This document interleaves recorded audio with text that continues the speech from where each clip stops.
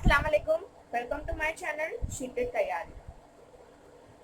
आज मेरा ये पहला वीडियो है मेरे चैनल पर और आज मैं आपको बताऊंगी कि how to crack CTET exam.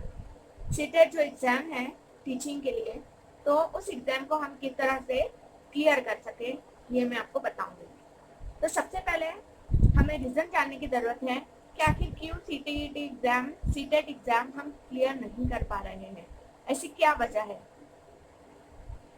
ये एग्ज़ाम सबसे पहले मैं बता दूं कि ये एग्ज़ाम इंग्लिश और हिंदी ये दो लैंग्वेजेस में होता है। एग्ज़ाम इंग्लिश और हिंदी ये दो लैंग्वेजेस में ही होता है। उर्दू मीडियम के बच्चों के लिए ये उर्दू में अवेलेबल नहीं है। जिस तरह से हम टीईटी देते हैं उर्दू में, तो ये सीटीईटी हम नहीं दे सकते हैं उर्दू के लिए, उर्दू में नहीं दे सकते हैं। या तो हमें इंग्लिश लैंग्वेज चूज़ करना होगी या हमें हिंदी लैंग्वेज चूज़ करना होगी। और अगर हम दोनों में से कोई भी लैंग्वेज चूज़ करते हैं तो कोई इशू नहीं, क्योंकि हमें जो पेपर मिलता है उसकी एक साइड पे यहाँ पर हिंदी आएगा तो यहाँ पर इंग्लिश में दोनों लैंग्वेजेस में क्वेश्चन और आंसर आंसर नहीं, क्वेश्चन मौजूद होंगे। तो हमें अगर हमें इंग्लिश में नहीं समझ में आया तो हम हिंदी में देख सकते हैं। और मेरे हिसाब से उर्दू मीडियम के बच्चों के लिए इंग्लिश से ज़्यादा टफ हिंदी होगा, इंग्लिश इजी होगा, क्योंकि हिंदी में यहाँ पर बहुत ज़्यादा बस्ती अल्फाज इस्तेमाल में आते हैं। तो इसलिए हम इंग्लिश चूज़ करें तो ज़्यादा बेहतर होगा। अगर हमने हिंदी भी चूज़ किया है तो कोई प्रॉब्लम नहीं है। तो हम एग्ज़ाम में पास क्यों नहीं हो रहे हैं, क्यों हम ये क्रैक नहीं कर पा रहे हैं। ये इतना मुश्किल तो नहीं है। ये आपको पता होगा कि ये 150 मार्क्स का होता है पेपर और इसके लिए 2.5 घंटे होते हैं। 2.5 घंटे मतलब 150 मिनट, ठीक है। 2.5 घंटे होते हैं, 150 मिनट का पेपर। और इसमें जो पैडागोजी टीईटी का एग्जाम होता है वो इस तरह से ये नहीं होता है। इसमें 15 मार्क्स की पैडागोजी के क्वेश्चन आते हैं। मसलन अगर हम उर्दू का पेपर लें, फर्स्ट लैंग्वेज हम उर्दू चुने और उर्दू चुनने के बाद 30 मार्क्स की पेपर रहेगा उर्दू का, ठीक है। अगर हमने फर्स्ट लैंग्वेज उर्दू चुनी हो तो फर्स्ट लैंग्वेज, सेकेंड लैंग्वेज में हम चुनेंगे इंग्लिश, तो इसमें भी 30 मार्क्स का इंग्लिश का होगा।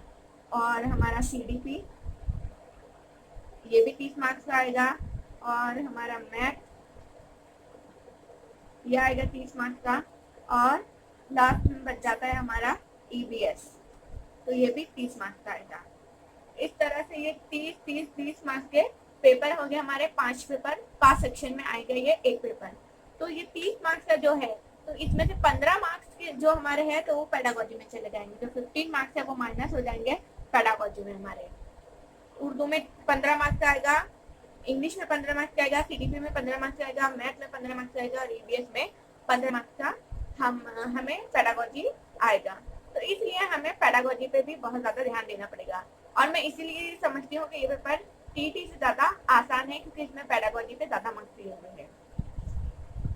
उसके बाद हम देखते हैं फिर भी हम पास नहीं हो पा रहे हैं, तो क्यों? या तो हम ठीक जो बुक्स इस्तेमाल कर रहे हैं, जो हमारी बुक्स हैं वो ठीक नहीं है, या फिर हम इसे बहुत ज़्यादा इजी ले रहे हैं। ये भी हो सकता है कि इजी ले रहे हैं क्योंकि हम पढ़ाई करते नहीं हैं, टाइम टेबल बनाते नहीं हैं और एग्जाम के टाइम पर पढ़ने के लिए बैठते हैं। तो फिर हम किस तरह से क्रैक कर पाएंगे? हमें क्रैक करने के लिए सबसे पहले हमारे स्टडी टाइम टेबल बनाना होगा। टाइम टेबल पे हमें ध्यान देना होगा। टाइम टेबल बनाना होगा हमें कि हम एक दिन में हम कितना पढ़ेंगे और कौन कौन से टॉपिक पढ़ेंगे।